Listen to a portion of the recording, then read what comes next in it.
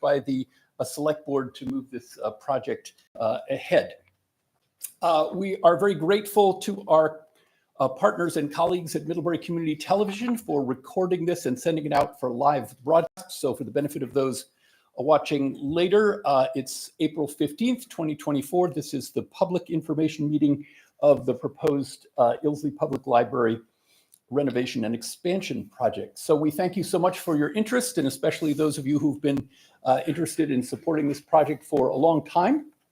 And just before we get started, I wanted to thank a few people who've helped us get to where we are. And that starts with our select board. And I see we have a few of our select board members here tonight. Izzy Gogardi and Heather Seeley and Dan Brown and Farhad Khan. And am I missing anyone? Thank you for your support. We also have from our town administration, our town manager, Kathleen Ramsey, in the back, who's been absolutely essential in this process. We also have Karen Mott, our town clerk, who is going to be very important in the upcoming bond vote on May 7th.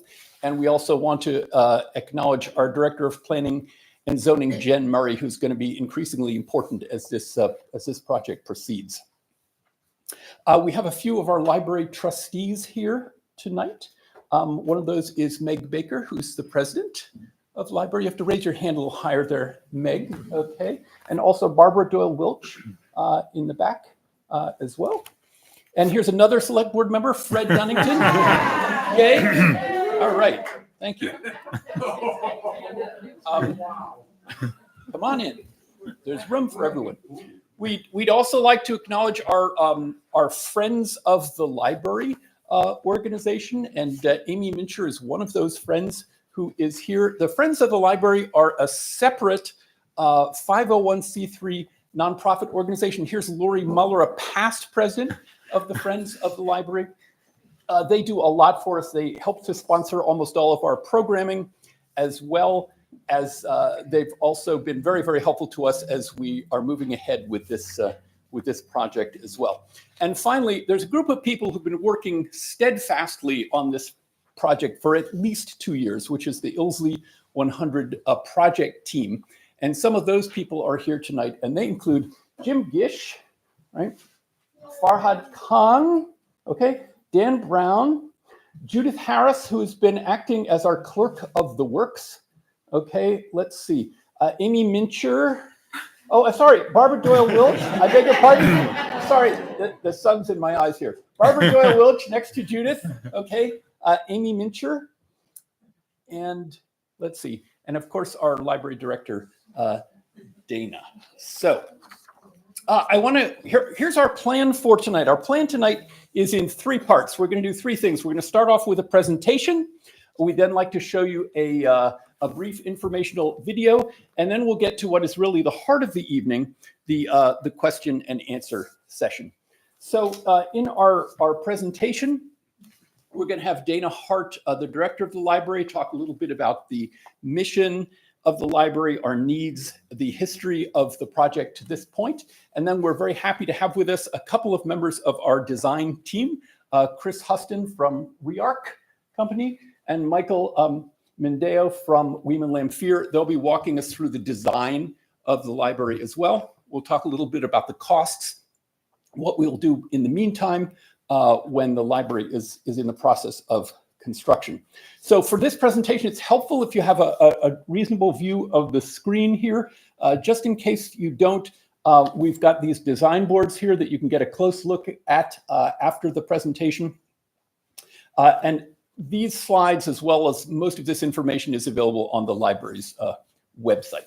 So just before we start, I want you to take 2 minutes and turn to a person near you, okay, next to you, close to you, okay? Talk for 2 minutes, okay? I can see Mark Welch rolling his eyes in the back, okay? And I want you to talk about, he's speaking for the room. I just want you to talk about either something you're excited about this project or a question that you have, okay? So something you're excited about or a question that you have. Okay, you've got 2 minutes, find somebody, excited, question, go.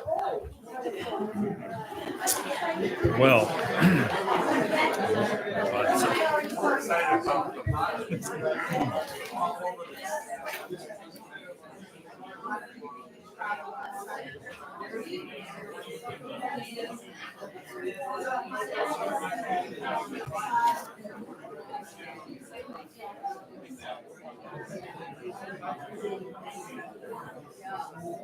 speaking from here? I think I'm going to stand up. Okay. Yeah. That way I can talk Good. on the slides. Yeah. Good. Sounds good. I've been sitting down all day. Yeah, I know. Do you have a standing desk? Yeah, I do, but I never use it. Yeah. You can advance the slides with the arrows. Yep. Yeah, that's what I was thinking.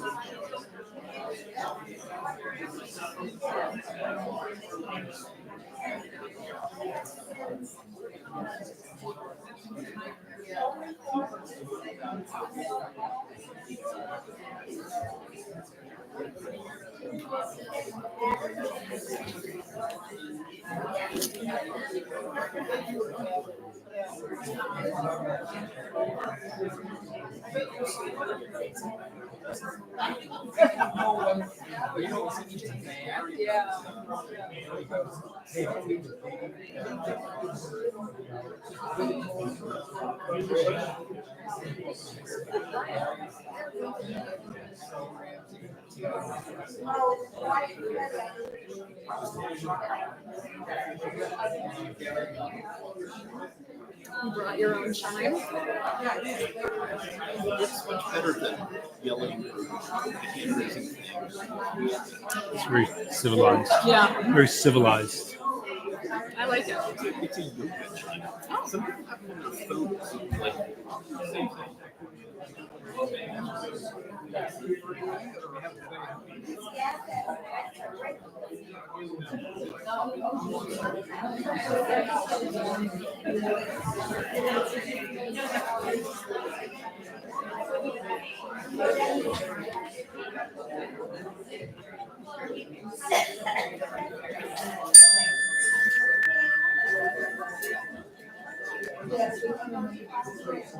See, you didn't want to do it, and now that you're doing it, you don't want to stop. So that's all right. Okay, so I wanted to mention that we do have a few handouts on the table here in the center of the room. Some of you may have seen these handouts before.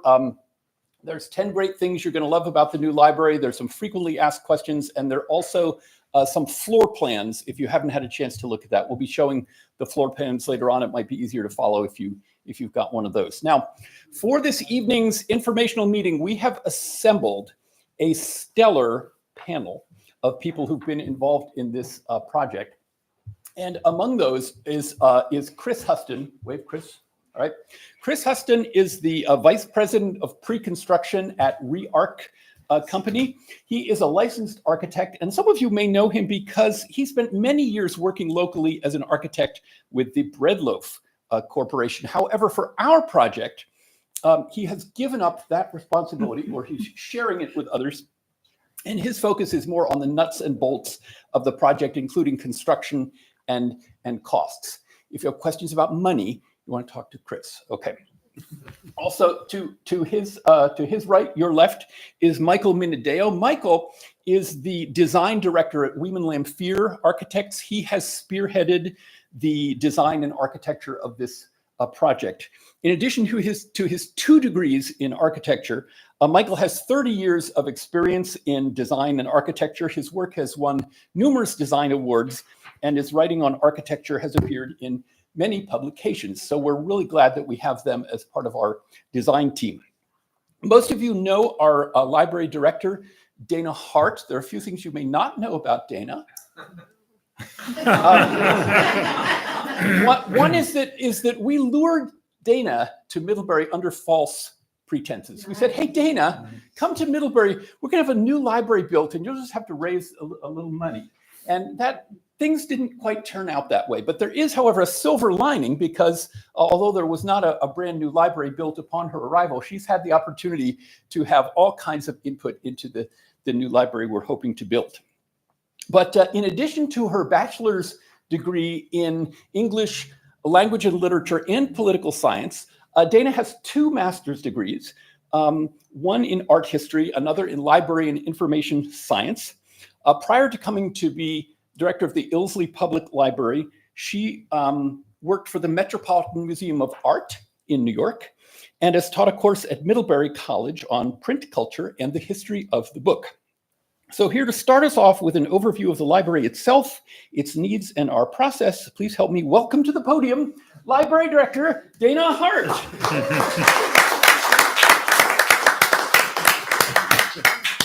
Well, thank you, Joe, for that generous intro. Thank you all for being here. As many of you may know, the library is coming up on our 100th anniversary.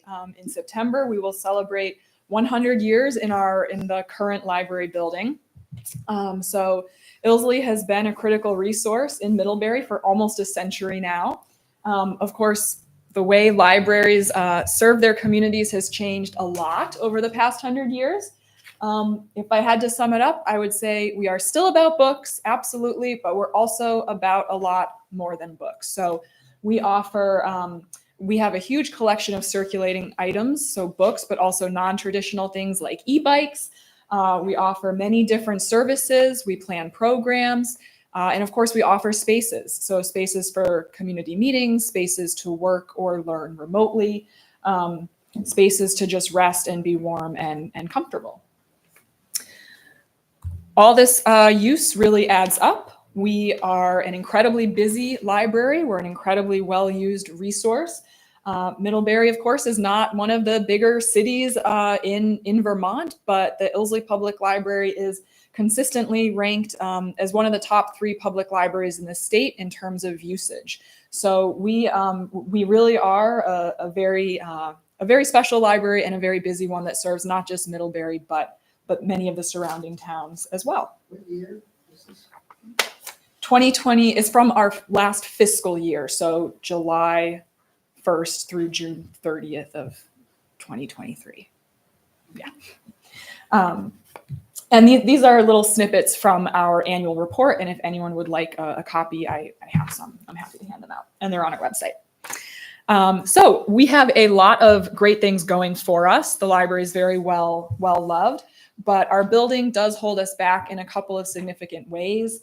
Some of these things are they come with age. So our elevator and our boiler are pretty old now. They are not reliable. We are not ADA compliant, so we're not terribly accessible in some significant ways. We have leaks in both the basement and the ceiling.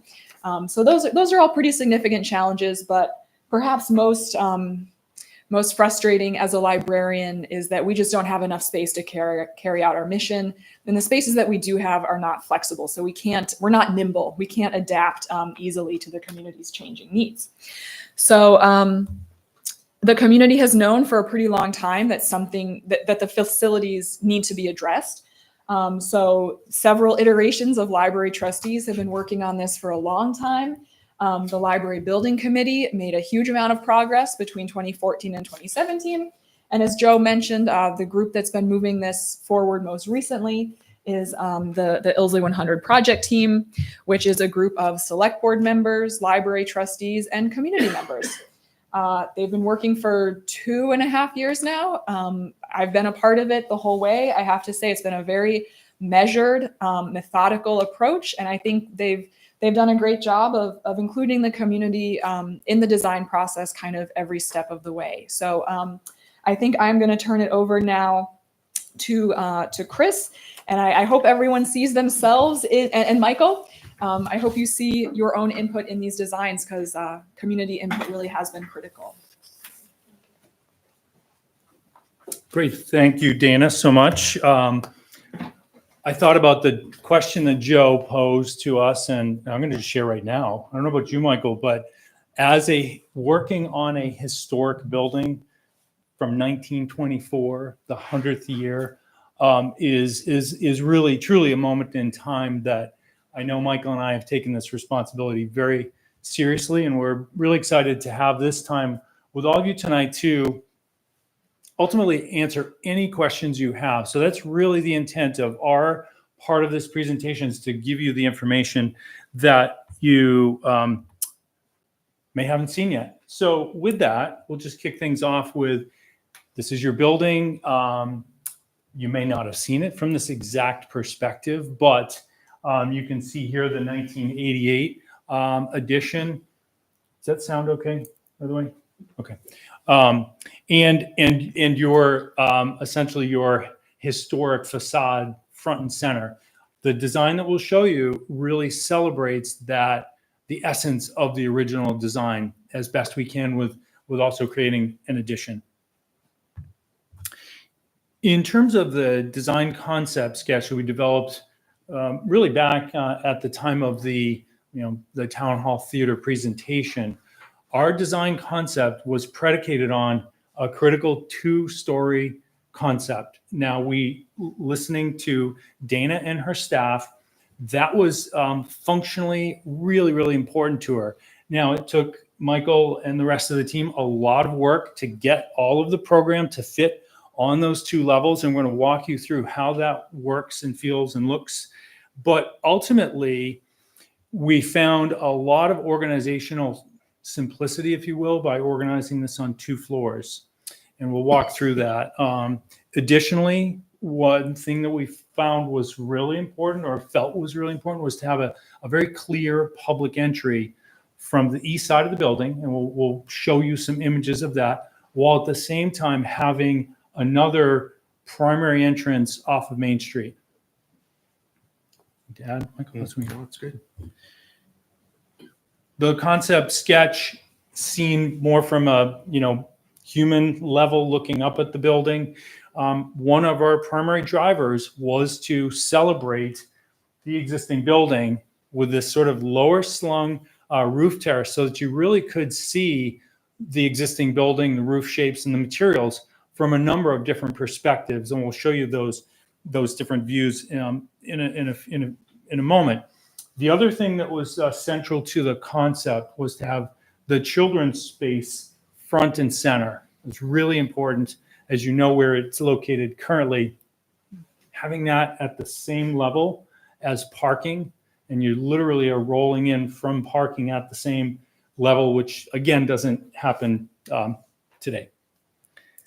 I would just add, with the sketch, you can't really see it here, and it'll be revealed as we go along, but one of the other driving forces was to really try to reveal as much of the existing building as we could, and that kind of informed where this entry is located. We wanted to actually bring you right by the existing facade, expose that facade from an interior point of view, and then have kind of the juxtaposition of the original building and our new building as you come in. So we're trying to kind of, in a way, create the street that wraps around the existing building. So that's sort of where that entrance started from. And we'll show you some very specific examples of what Michael is referring to in just a moment. So this is seen, you can see the bird's eye view from this drone image on the side of the screen, your right. And then our proposed solution to, as Michael said, we're taking the existing building right here. We're demolishing the 88 addition plus the 70s stair and elevator tower right here that you can probably see right out the window. And then wrapping the existing building with the two-story addition. And it is a very tight site. It's quite constrained. You'll see that we're using every inch of it. We also want to point out here in this diagram that we've taken and shifted the parking fairly simply from this location, shifting it, just sort of splaying it out so that it still is that same shape. It's just shifted towards the river, essentially, back in that direction. And by doing that, we actually gained parking spaces. So that was difficult part of the puzzle, was how are we going to keep all these parking? And by doing this, we're actually, I think we're 10 positive now. So we're possibly. And also pointing out that this shape is also driven by some existing infrastructure, which was very expensive to install as part of this project, which we're fully aware of, and we're being very respectful of that line right there, which establishes our easterly face We also want to point out you have the main entrance from Main Street right here. The primary entrance to the building is right here off of this parking. And then we'll show you a nighttime access entry into what is the community space that can be used after hours.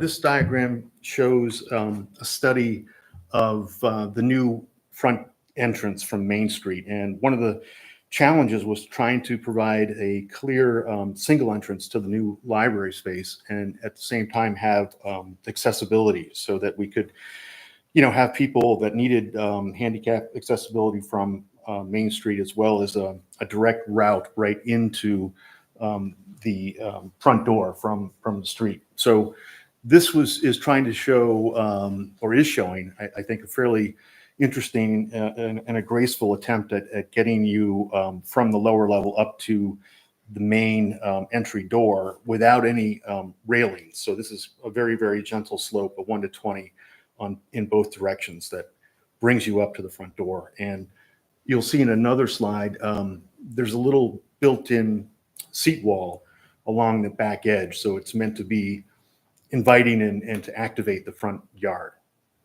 So just in case it's not clear, this design does not envision using the current entryway up the stairs. That would no longer be an entry. The main entry would be to the left. Sorry. And to underscore what Joe just said, we're actually listening through the process. I mean, really, our job is to listen to a wide range of stakeholders and entities and so on. We met with the Division for Historic Preservation, and even in the prior schemes, Glenn Andres was advising us, you really should make your entrance off of Main Street very clear. So it's confusing to have two entrances. Furthermore, if you enter into what is now going to be the great room, it really isn't the right arrival place. So with that, we'll show you, we'll continue on and show you, this is how the two-story scheme fits within the context of downtown. Obviously, you can see town offices here. This, I think, illustrates how the parking is intended to really sort of marry up with the eastern facade of this proposed building. You also see how the existing building is visible with this lower terrace that you see in the foreground, with the two-story portion of the building to the north. You see that the roof line essentially matches the context of the Marquee Theater, so we're roughly at the same height. Right here, you'll see the nighttime access for the community room. So this is your primary entrance right here, and then that secondary entrance is, is for the nighttime access. What I would also just add to that is the existing garden space. The concept was to retain that space but elevate it onto the second floor because of the fact that we were using most of the footprint of the site. We thought, wow, wouldn't it be great if we had this, what we're calling a secret garden on the top roof terrace. Now, these are all levels of the plan. We know that you're not going to be able to read the spaces. We'll walk through them at a pretty quick pace at a high level. And if there are questions afterwards, either during the question period or afterwards, where we can point directly to things. But ultimately, this is the main level. As I mentioned, you'd be parking right here, entering the building into this large lobby circulation zone. We'll show you some images of in just a minute. It's intended to be very flexible, very multifunctional. It's not just a hallway. Right here is the children's program that is, as we mentioned earlier, is very much the focal point. It's the first space that you see as you arrive. And then encircling, this is the existing building footprint. We have support spaces like the community room, which has nighttime access, or can be closed off to the rest of the building while still using restrooms and core facilities such as that. The current main level is going to be conceived of as a great room. So what you'll see there is that the circulation desk ultimately is no longer going to be front and center. So it'll be like a large living room ultimately. What we're finding in modern libraries is a huge need for small breakout rooms. So meeting spaces, they get booked very, very consistently and thoroughly. So we do have a number of those spaces right in this location and then on the second level as well. Now, I'll point out quickly that there is this floor level change. It's about a half a story from our at grade floor to the existing. And we'll show you some interior images of how we're navigating that both with stairs and with an elevator. You can see that the upper level, the second floor here, is dedicated largely to the adult collection and also high school, middle school breakout spaces, as well as the terrace, the outdoor program space that Michael referred to a moment ago. And then we're going to make use of the space that is currently the children's in the lower level through Friends of the Library and MCTV storage and other mechanical spaces. We talked about this Main Street entrance and really having our focus be on your beautiful existing building. And one of the things that when we met with the Division for Historic Preservation, they were excited and supportive of having a very simple, sort of glassy, contemporary entrance that is clearly different than your existing, stone facade that's very symmetrical and very traditional. Anything further? Yeah, I would just say, philosophically, in terms of architectural design, we were trying to do something, I think, the opposite of what the addition is doing now.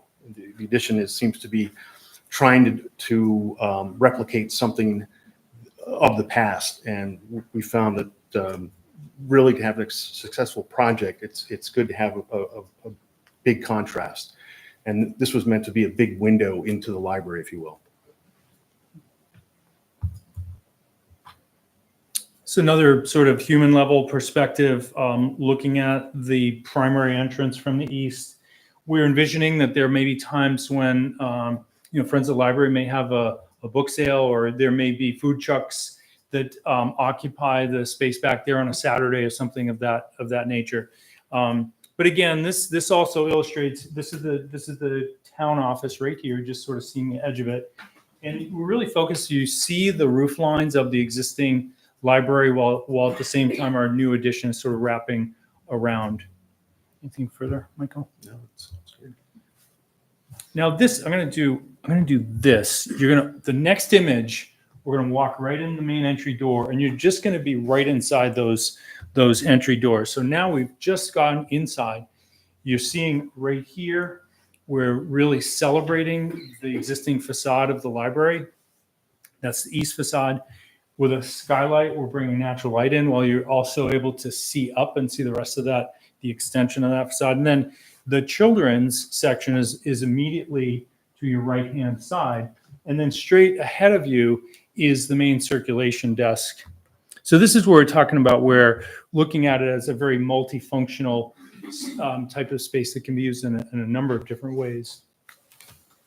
And then this image is taken at the circulation desk, looking out to Main Street over here.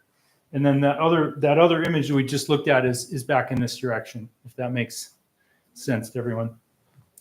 Here, we're showing you how we're navigating that half level up from the main level, that's at grade, up to the existing great room level. So you've got an elevator right here, stairs that lead you up to this level, and then another half flight up to the second level. And yes, and you can see a little bit in this rendering the notion that we're still trying to reveal as much of the existing library as we can. So you see the north wall of the existing library now becomes internal wall, and we're putting some holes, if you will, into the building, so that when you come up to that first landing, there are a couple different ways that you can actually get into the great room. So being respectful of the existing facade, but being in a way strategic about how to get into that space. This next image is of the children's room looking back. You can see this is the parking area. The main entrance view that we saw earlier is sort of behind the big cow. And the interior, we intend to be a very warm selection of materials, very light, a lot of natural light. Yeah, we'd like to again contrast the marble with wood if we could. Have so much wood and a warm feeling. The other thing we're trying to do that you can see in this image is transparency. We're trying to have a lot of glass on all sides so that when you approach the building, you really can see in. It's sort of being the opposite of what the building is doing now. This is on the upper level. This is the adult collection space.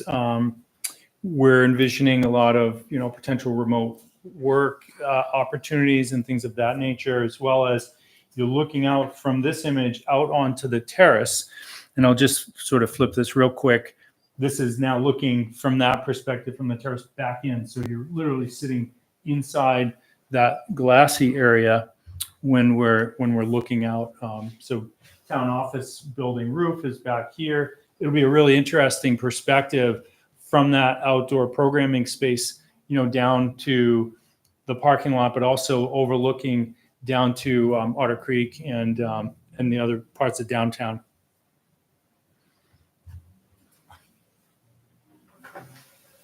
I would just add to that last slide, all of that glazing is south facing. So we'll have this really wonderful, south light that'll be coming in and warming up the space, warming up the terrace outside. By glazing, you mean the yellow and orange? What do you mean by glazing? Windows. Oh, Yeah. Yeah. Sorry. No. I'm sorry. Yeah, windows. Sorry. okay. And then here, I think illustrates the point we're making about really trying to let your existing building stand on its own ultimately. And anything to add, Michael? And really looking at this last image is, this is the edge of the existing building. You're looking back into that adult collection area. And this space will certainly be very well protected from winds and so on. With its solar orientation, as Michael said, it's really going to be a perfect space. We would envision 3 and 4 season use. Mm-hmm. And we've had a lot of conversations about that space, which we'll get into any questions. If I could just add a few quick things about the design before you go on to the cost. I think it's really important that everyone knows that this plan, which I think is just so wonderful, doubles the space for youth services. We're going to have double the amount of space for children. And it also adds a number of new spaces. And there weren't renderings of every single one. So that's why I just wanted to make sure everyone knows we are getting 2 additional small meeting spaces for a total of 5 small meeting spaces. We're getting a new conference and flex room. So I think that's like 8 to 10 people. So board meetings, groups like that can come in, classrooms, things like that. We're getting a new library activities room. So that's going to be rubber floors, big sink, lots of storage, perfect for crafts and kids activities or knitting clubs, local, cooking, things like that. And then we're getting that wonderful middle school area, which we don't have now, and a high school area, which we don't have now. So those are all spaces that we have really wanted to be able to offer to the community in the library and just haven't had the space. And this plan somehow miraculously is able to fit it all comfortably onto the site we have. So I applaud you guys for your work there. Thank you. Thank you for that. Thank you for clarification, Dana. It's great. In terms of looking at the overall total project budget, in summary, we had a detailed estimate that we did in-house at ReArch, working with the entire team, identifying, areas where we needed to apply the overall cost to not only the design and engineering, but then we looked at the site work and then also the actual sort of bricks and mortar, if you will, of the building construction cost. And that's that first number at the top. You see the 15.3 million. Under that is the owner's costs, which are, and you see the asterisks there. It's, permits, it's furniture, it's a whole host of, costs and fees and things like that that are typically structured in a municipal project such as this, and that's at $1.64 million. And all of these numbers have, as I mentioned, a great deal of detail to support them. So that gives us a total project budget of just under 17 million. You see this fairly large tax credit and rebate, the $500,000. That's because we've included in the base number of the project a geothermal heating and cooling system. It is by far the most efficient system, and certainly this takes into consideration the Inflation Reduction Act. That's where that rebate is coming from. So that gets us to a $16.4 million project cost. Dana?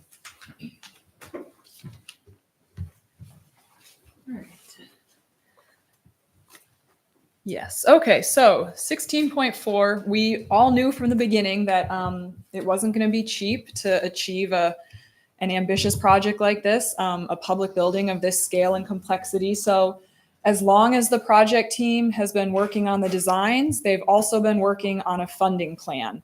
And I'm happy that I get to come up and stand in front of you tonight and say that we do have a really strong funding plan that I think will deliver this project to Middlebury in a way that doesn't overly burden community members and taxpayers. So we've set a goal to get $6 million in private donations. So we have started a capital campaign. We are optimistic that we will get $2 million in grant funding. About 1.5 million of that we expect to come from the the Vermont Department of Libraries. And then we have a number of different grant applications out to hopefully bring in the remaining 500,000. The Middlebury Select Board has put forward the idea of paying for up to $4 million through the local option tax. That would be over the course of the 20-year life of the bond. And that would leave just under $4.5 million that would be borrowed through the bond that taxpayers would be paying back. And I don't know if you can read the asterisks down here, so I will read it for you, that the tax impact of a 20-year bond for $4.5 million would equal $39 per $100,000 of assessed property value annually. So for essentially a $17 million project, community members would be paying 4.5 or just about a quarter of the total cost. It's really important to know that if you vote, when you go to the ballot on May 7th, the number on that ballot will be $17 million because the town is legally obligated to bond for up to the total project cost. But with this funding plan, we anticipate that taxpayers will only be paying back 4.5 of that total project cost. Does that make sense? Did I explain it clearly? Okay. I see some nods, so I'll take that as affirmation. I mentioned the capital campaign. We are still in the early phase of that campaign, and I expect we'll be in that kind of quiet phase for a little while longer. But I am really happy to be able to share with everyone tonight that so far we have already received $3.3 million in gifts and pledges. So we're over 50% of the way there. It is an absolutely phenomenal vote of confidence in the project and in our mission. And it's very exciting, and we're off to a great start. So I'm happy to be able to share that tonight. Let's see. So what to expect in terms of going forward. We will have one more public meeting the night before the bond, May 6th, right here, same time, same place. Don't miss it. May 7th will be the bond vote, also right here in the town offices, 7 a.m. to 7 p.m. If the bond vote passes, we will work with our design team starting in the summer through the fall on design, development, and construction documents. The capital campaign will continue. Grant applications will continue. January 2025 is when the project would go out to bid. We would move into our temporary location probably in February, and then construction would start in April of 2025. So I think construction is scheduled to be 56 weeks or somewhere around there. So we would expect to move back into the new library in July of 2026 or thereabouts. The really exciting news, which isn't new news anymore, but I'm still excited about it, is we have secured our temporary location for library operations. Thanks to the National Bank of Middlebury, we have a wonderful space downtown. The bank has really generously donated the use of the first floor of the Duclos building. So we will be moving library operations there, a slightly scaled down version of library operations. It's a smaller space than we're used to. So you can think of it as a mini library. We won't be able to fit the whole collection there. I don't know where the rest of it's going to go yet, but we will find a place for it. And we will hopefully still be able to page books from the collection, and we'll certainly be able to take advantage of interlibrary loan. And we're also part of something called the home card system, which allows Ilsley patrons to check out books from other libraries in Addison County. So we will be able to get books for everyone. Don't worry about that. And we will continue to have limited programming and all the wonderful things you expect from the library already. So I think we're not going to do questions yet, right? Because we're going to do the video. We know you have questions. We want to answer your questions, but just before we do that, we'd like to share a little bit more information with you with a short video. And thanks to our excellent design team for putting this together.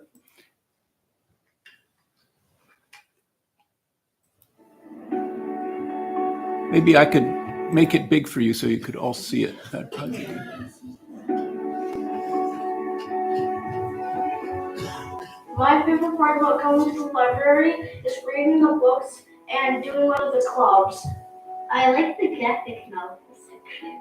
I really do enjoy coming to the library. I do chess club and check out books, and I think it's a really good place. Hi, I'm Dana Hart. I'm the director of the Ilsley Public Library. The Ilsley Library was originally built in 1924. The library is the heart of the community. It's the public square in Middlebury. I think the Ilsley is a centerpiece for the community in its role to foster lifelong learning and literacy from the earliest stages all the way up through the end of life. The library does serve many roles in this community. One of the most important roles, in my view, is the programming that goes on here. It has just exploded. I think it would be good if we could have a bigger space for the clubs. We could have clubs at the same time. What makes our programming so successful is that we try to be directly responsive to what the community is asking for. This is just an aging building, and so a lot of the systems and infrastructure that we have is near the end of its life cycle, or it's failing, or just needs to be replaced. Our water and the sewer pipes in this building also have challenges that result in periodic flooding in the basement. That's where the kids are. We really don't like that. The building really holds us back from fulfilling our mission in some pretty significant ways. Our entrances are not very accessible. They're certainly not welcoming for people that have mobility-related disabilities. But really fundamentally, we just don't have enough space to carry out our mission, and the spaces that we do have are not flexible in a way that allows us to adapt to the community's changing needs. I was asked to serve on the Ilsley 100 committee with several other local citizens to develop a plan along with the library staff, not just renovate it for the physical infrastructure improvements it needed, but to take a close look at what the community's needs would be in the library over the next generation or two. This is a rigorous process. The team looked very carefully at all the plans that were presented to us, that this was a job well done. The select board endorsed moving forward with the renovation and expansion on site. And that was so appealing for two reasons, really. The first is that it would allow us to expand with enough square feet to realize our vision for a new library at a lower cost than building new. And it allows us to maintain the existing historic building, which was so important to the community. The new Ilsley Public Library is going to be a welcoming, safe, accessible community center. It is going to be flexible so we can continue to adapt to our community's changing needs. That really prioritizes children. The kids are in a really big, generous, light-filled space. There will be a new primary entrance right by the parking. When families enter the new library, the kids' space is right next to the primary entrance. And we're also gonna have a new entrance on Main Street. I'm absolutely thrilled that there's a space for teens in this new building. They don't feel like we have prioritized them, and this is our chance to show them that, yes, we want you here. We're gonna give you your own space, and you can be safe and do homework and hang out and just have a great time at the library. We will have a really beautiful, large, second floor outdoor area, which will be open to the community and will be available for library programs. From a community perspective, there's a whole section of the library that is going to be able to be booked by members of the community. We are going to have a bigger, improved community meeting room, as well as a separate small conference room, and then a separate library activities room. And community members will be able to sign up and use all of those spaces even after library hours. It is going to be efficient. We know how important it is to the community that we have the sustainable and energy efficient building. It'll be absolutely lovely. I'm very excited about new opportunities for families with young children, for adults who are looking for activities, for a place for our community to gather. This project is not cheap. We wouldn't want it to be inexpensive because this needs to last. That cost, totaling 16 plus million, won't be totally borne by the taxpayers. Thanks to successful fundraising and a local option tax, the cost to taxpayers is estimated to be 4.5 million. The costs are real, but they've been whittled down as much as possible without sacrificing good programming space and a quality product that we can all be proud of. We've been working on this project for literally years. What we're really hoping is that a new and renovated library is going to bring more people to our downtown businesses, and really help revitalize our community. And I think now is the right time. Community buildings and spaces that bring people together are really critical right now. I'm excited about the project. I'm really excited about the project. I love this town, and I'm really excited about the role of the library in our town and about what the future holds for Ilsley Library. And I hope you will join me in supporting this much needed renovation.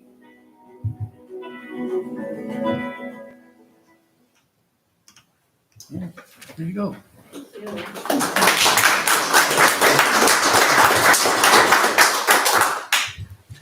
Okay, so now we welcome your questions at this time. As a reminder, because we are broadcasting and recording this for Middlebury Community Television, we need for your questions to be audible. So you've got two choices. If you want, you can approach one of these microphones at one of these tables and ask your question directly. If you want to stay where you are, and I know the acoustics are good in this room, but I will just repeat your question so that it can be heard elsewhere. And then just one reminder, which is that at this point in the project, we've completed what's known as schematic design. What schematic design means is we've got a good idea of where our major spaces are. We have a good idea of the program in general. We have a very good idea of how much it's going to cost, but there are a lot of things that we haven't decided yet and that we don't know yet. You know, what color are the walls going to be? What exactly is that exterior cladding going to be like? There are a lot of decisions that have not yet been made. So we would encourage your questions to be a little bit more sort of big picture. So, me? Yeah. Oh, thank you. So thank you for the presentation. It was excellent, and it's beautiful. Your plans, you obviously put a lot of work into it. As you pointed out, the front from the main street is huge contrast to the current building, and a huge contrast to every other building up and down Main Street, which is primarily all brick, stone, marble. It seems like it's out of place. From my way of thinking, it doesn't blend in. And yet, Michael, in your presentation, you said something I heard, I think, something to the effect that you wanted a huge contrast to make it work. And from my way of thinking, that makes no sense. So I'm hoping you can enlighten me. So the question is, it appears that the new part of the entrance on Main Street, the glass, is in rather stark contrast to the existing building and to other buildings on Main Street. Why would you want to do that? Well, I guess what I meant in terms of work is architecturally. You know, there's sort of one philosophy. If you're going to add on to a building, You can either try to mimic what this building is like, and I think it's a little bit like what you have currently there, or you can decide, which is the way we went, to be actually respectful to the existing building, not to do that, because it is not of our time. It's not 1924, and to actually show the contrast of where we are today and where the building was in the past. And we talked to the preservation people here, and they really believe that that's a really good way to approach it, because you're really, in that sense, you're paying homage to the existing building. You're not trying to mimic it, because it'll never be as good as what's here. When I made first presentation, I made this sort of joking analogy about the Louvre in Paris. I don't know if you know that project, but it's in Paris, and it's in the context of all these beautiful Parisian buildings. And right in the middle of this courtyard, there is a glass pyramid, and that has become now the main entrance into the Louvre. And everybody at the time was saying the same thing. Like, I don't understand. This is just disrespectful. But over time, people really have come to appreciate it and love it, because in effect, it actually is showing off the existing context. So that's the way we approached it. I would just note that as part of this process, we empaneled a group of architects to review the plans for the design competition, including two people who are very, very familiar with historic preservation of existing buildings. And we were told fairly directly that the best practice these days, if you're going to put an addition on a historic building, is not to try to make it look like the existing building, but to contrast it. That is sort of more respectful to the original building. So. Good. Let me move on, and I'll let you guys talk about it afterwards, if that's okay, so we can get in some other questions that people might have. Heather? Yeah. Excuse me, I have a question about the roof. Is it flat? The question is the roof flat? And if so, could you explain why you would do that here in Vermont, where we have snow and stuff? Thank you, Jill. It's actually, this might sound like a smart aleck response. It is pitched to an internal drain system. So, as otherwise known as a flat roof, but but it is a very common practice here in New England as well, is to have flat roofs, which has a membrane and has an internal drain system, as I mentioned, to collect the water and so on, and essentially bring that water through downspouts and so on, into the building and out to the stormwater system. It's very common. But Chris, I know of buildings that had flat roofs and they leaked. Sure, I know. Thank you, Joe. And I know of a lot of. And what do you have to say to that?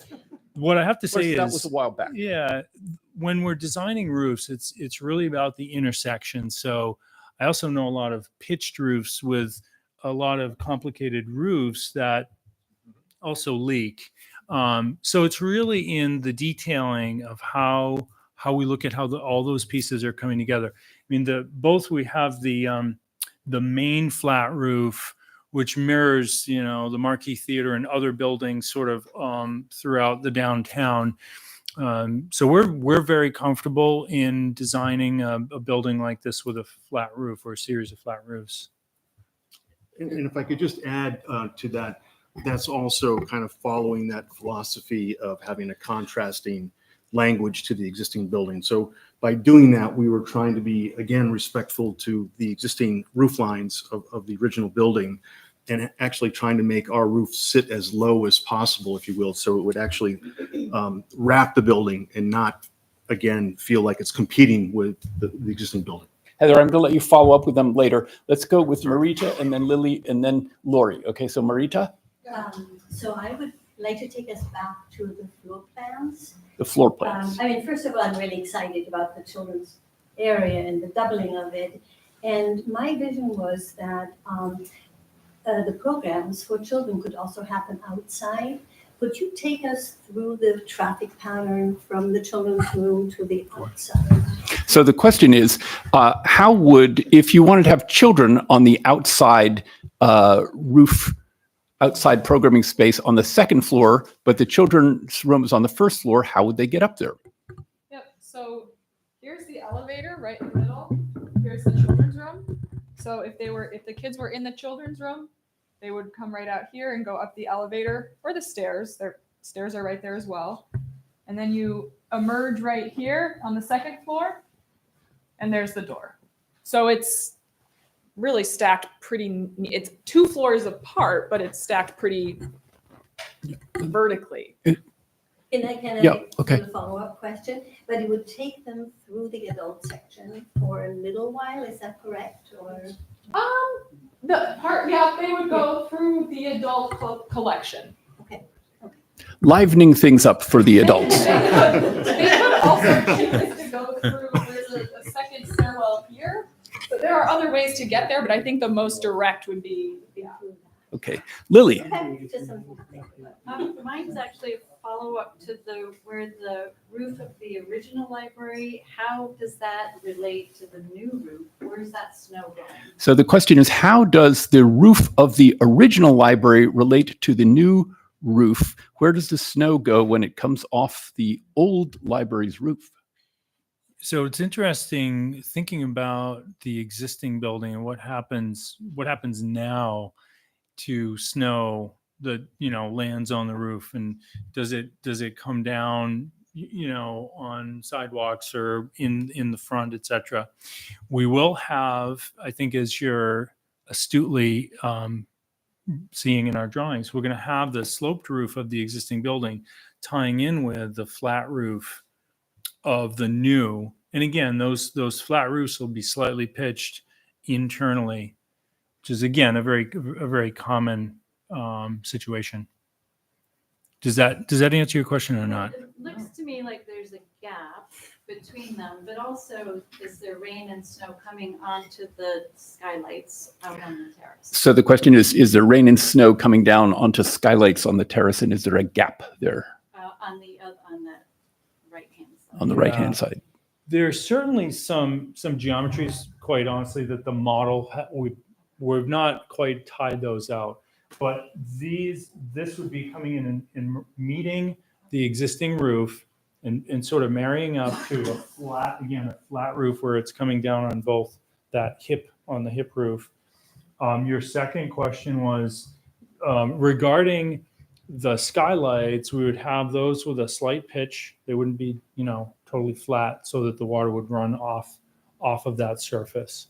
And I will say that in this early schematic design phase, we do have some of the first things that we're going to do is really get into the technical details of how we're connecting this to that and so on of that nature. We have done a lot of the studies with the engineers, mechanical, electrical, civil engineering, looking at where is all the infrastructure going. We actually had to line test a pipe to find out where it actually went because it wasn't on any drawings and so on. So there's that kind of immediate steps that we're going to take to be looking at structural, solutions and things like that. Thank you, Lily. Just Lori, did you have a question or no? I just wanted to ask, when Michael speaks, if he could use the microphone. Oh, sorry. It's difficult for me to hear. We will ask Michael to use the microphone. Okay, I will. Sorry. Yes. So I had a question about the way the parking is set up. In the existing parking, there's already a steep slope problem, and there's been a failed steep slope in the past. With the way the parking is set up now, with the angle, it's hard to see here because this diagram does not really show it appropriately, but there will be, the present slope will be cut back a lot. Correct. So how will that be dealt with? So the question is, with the parking being tilted a little bit, there is an embankment behind going down the hill to the lower parking lot. How is that going to be addressed? It will in part be addressed by a retaining wall. So right here, as you say, this is where the slope, that sort of grassy slope, heads down to the lower parking. Working with Otter Creek Engineering, talking about what we carried in our estimate. We've got a retaining wall that runs, that length to basically make sure that your parking is flat, it's on one level. And, you can see this dashed line is where where it is right now, and we're pushing it out that degree. We'll have to also work with the slope of the existing drive access that goes from lower to upper. But working with the engineers, we're confident that can work as we've considered it. I just wanted to circle back for a minute to something that Michael mentioned earlier, which is that we'd originally thought that by canting the parking in this way, we would be able to maintain all of the existing parking spaces. That is correct. And the team also came up with a brilliant idea to add 10 additional parking spaces in the lower parking lot. That is possible, but that is not currently included in the price tag of this project. So that would need to be something that would come a little bit later. Farhad? Yeah, I have a follow-up to Heather's question about the flat roof. Would that add to the maintenance expenses to take care of the snow and stuff? The question is, would the flat roof add to maintenance expenses, particularly as it relates to snow? Farhad, if I understand your question, essentially that snow is going to sit on the roof. The roofs are insulated. We will likely be exceeding the code minimum level of insulation. So that snow sits up there until it melts. So there really is no additional. That's all part of a code, code requirements that we need to follow in terms of understanding the weight of loads such as snow. Even on the skylights? Yep, not an issue. Yeah. You mentioned the possibility of four-season use of the outdoor space, and I'm curious to know how snow is going to be managed in that space. The question is, how would snow be managed in the outdoor programming space? Yeah, so I can try and speak to that. The outdoor programming space, as Chris said, it's going to be south facing, so it should get good sun. And it's going to be kind of protected on three sides from walls. So I'm hopeful that we won't have the huge snow embankments if we get a big storm. Snow management up there, though, it will be up to us. So we'll shovel a small space out. We're used to that. We do a lot of shoveling at the library now, just for sidewalks and things like that. So when we say it'll be used for seasons, I think in the winter, the space that we use will be a little bit smaller when it's really snowy out, because we'll be clearing that space. But envisioning, on warm-ish, sunny winter days, if it gets up to 40 or something, I could see people wanting to sit outside in the sun for a little bit and have a coffee, and we would clear a space in the snow for some of the outdoor furniture. But you'll recall that the concept is that we're essentially lifting the garden. Yeah. And if you think about how we use the existing garden in the winter, not all that. Jim, were you addressing that point? Okay. Well, sorry, I'll get to you in just a second. Sort of, I'm still curious, so you're going out to shovel that snow, are you dumping it over the side into the parking lot? I don't think we'd be dumping. It would just be going to the perimeter. It's a pretty large space, and so we would just be pushing it out. Yeah. And to Joe's point, the garden gets use in the winter right now. I wouldn't say it's a huge amount of use in the winter, but we consistently have people sitting out there on the benches using the Wi-Fi. So I would expect we would maybe have the same or a little bit more use on that roof in the winter. I think children can play in the snow. Children can play in the snow. And my dream is that we vastly exceed our fundraising goal and we're able to put in heated cobblestones and it will all melt away. I'm sorry, I've lost track of who. Linda? Just a quick question about getting back to cost and maintenance as part of somebody else brought up. What are we looking at for yearly maintenance, more or less? Do we know what our yearly maintenance costs will be? We have not run those calculations at this time. Yep. Yeah. Well, one thing that we do know is that our geothermal heating and cooling system will cost more initially to install, but will save us money in the long run. That was my question about your geothermal. Are you using, I assume you're using parking lot Could you tell us a little bit more about the geothermal plans? Explain that, because I'm probably one of the few in here that even understands it. Sure, sure. I'll give him credit over here. I said one of the few. So, and has that been determined that that space is big enough to adequately heat this building? It's actually a really great question, and knowing the importance of what the site will support for geothermal, we had a feasibility study conducted, which located the best sort of vein, if you will, for geothermal access to water, which actually is down towards the bottom of the access ramp on the lower level. So that's actually where we're finding the best access to water and where we're planning to install the wells. So you're doing it with wells and not the actual parking lot itself? Correct. We're doing it with wells. Yep. Yep. In the back? Since we're on sustainability, I'm sure you've considered solar on that nice flat roof. Can you tell me the story about why it's not incorporated in the current plan? Can you please explain why solar is not incorporated in the current plan? The simple answer to that is that the actual roof area is not as significantly large as you would think when you're really looking at that upper level.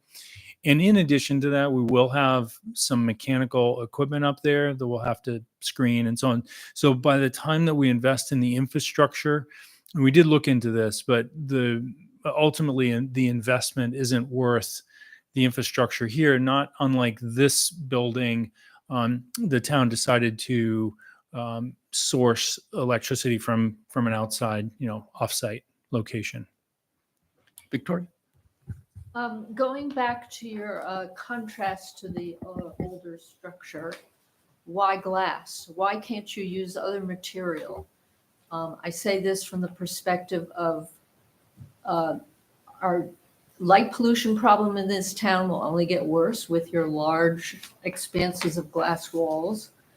The sun doesn't shine all the time, so you've got heat loss in the winter. The sun sometimes is more than we want in the summer, so you've got heat gain. How about contrasting with solid materials that make more useful space inside and cut down on the glare and the light loss and the, all sorts of energy efficiency issues? So the question is, modern materials, okay, why so much glass when there's a possibility of light pollution and less usable interior space? Well, I think, conceptually, again, the idea was to create a transparent library, if you will, something that people can see in and feel warm and inviting in contrast to what's there. So that was the first, I would say, architectural move. The things that you're speaking to, we can handle those in a variety of ways. There's new technology that's with glazing. There can be various shade devices used. Again, this is schematic design, so all of those images are probably showing more glass than actually will be there. It's meant to show that idea. But as we design further and develop things, there'll be less glass, I'm sure. I also just wanted to add to the point of light pollution. It looks to me like the most glass is on that Main Street facade, and that part of the library closes at 6 p.m. So the lights won't be on when it's dark, basically. The parts of the library that are used after hours are in the back, and there are windows, but there are fewer windows into the community meeting room and the spaces that will tend to be lit up overnight. And Victoria, one more thing to add to it is simply that we studied the overall exterior square footage of the whole building, which is something that we have to do as part of the code review that's required, because you can't exceed a certain overall percentage of windows versus solid wall. And it's a code, again, to your point of having too much glass. So we fall under that threshold as we're currently designed for the overall building. So as Dana just mentioned, there are lots of portions of the building that actually don't have glass, like the whole wall of largely the wall of the community room, which is up against the theater wall and sharing that wall. So a lot of the perimeter there's not a lot of windows. Well, I think this around the kids' room, the Mhm. community room, the bunch of the outdoor Well, space. and I think we'll point out that there is an alternative point of view here, which is that many people enjoy having more natural light in the building. Jim, did you? Yeah, could you talk about the plans for MCTV? Could you talk about the plans for Middlebury Community Television? Oh, sure, I can do it. Or Kurt can do it. He's here. So MCTV will move down out of their current third floor space. They will have a new space on the second floor of the addition. It will be a big square, which is exactly what Kurt has asked for. It'll be a very flexible space that they can use as the studio. And then MCTV will also have space in the basement for storage. And I can, if you go back to the floor plan, I can show you. I'll just point out where it is for everyone. Okay, so here's the second floor. Whoop. This square right there, rectangle, will be the MCTV studio. It was important to us that it be near the middle school and high school because MCTV does a lot of programming with teens. So that's a nice adjacency. And then it's also right next to this tiny little room called the Digital Media Lab. That room already exists in the current building. It gets a lot of use. It's a really important resource. It's one of the only spaces in the library that you can make totally private. So people use it for telemedicine and personal Zooms, things like that. But there's also a lot of specialized equipment in there, and MCTV provides the training on how to use that equipment. So very nice. MCTV is still next, or will be next to that space. They're not now. And then in the basement, this square will be MCTV's additional storage. Yes. Sorry, one more. Conceptually, I just want to make sure I'm clear. The original building, reading room, and space is not at ground level, it's sort of a half in between. That's correct. Okay, thank you. Yep. Sorry, Lily? It's time for the garden vegetation maintenance future questions. I have loads of them. I don't know how far along you are in that. Are you hiring a landscape architect? Do you have water access? How do you take all the debris from maintenance through the library to get rid of it? How do you bring up material to, fertilizer or mulch, or like how have you gone through all of those thoughts about how that actually practically works? So the question is about the vegetation in the outdoor programming area in terms of the practical usage there. How do you water the plants? How do you bring up fertilizer or mulch? How do you get rid of the extra plants? Debris, thank you. So this space will likely not have mulch or things of that nature. It's going to be designed more, you can begin to see the intent there of like, we'll have some planters and things of that nature. But it certainly is an area that we will need to detail and Call them and say, I want to sign up for an absentee ballot, and I'll fill out your information on the form for you, and either way, we'll either mail it to you, or if you want to show up in person to get one, you can do that. We've already had people do it. And we've already had 30 ballots returned, even though the earliest anyone could possibly have received one would have been Friday afternoon. So Karen Mott, our town clerk, reports that anyone can get an absentee, any registered voter can get an absentee ballot by calling her office, visiting the town clerk's office online, or coming into the town clerk's office. She would be delighted to provide you with one. So we hope to see those of you who are interested at the meeting 3 weeks from tonight, and especially at the polls. That will be Tuesday, May 7th. As a reminder, that vote will be taking place here in the town offices, not in the rec center. So the polls will be open from 7 a.m. to 7 p.m. The deadline on the absentee ballot? What is the deadline for submitting absentee ballots? So any absentee ballots have to be in by by the end of the actual election day, and that's the case for all elections. So as long as you get your absentee ballot to us before the close of the election, which is 7 p.m. on May 7th, then. And there's a deadline to pick it up then.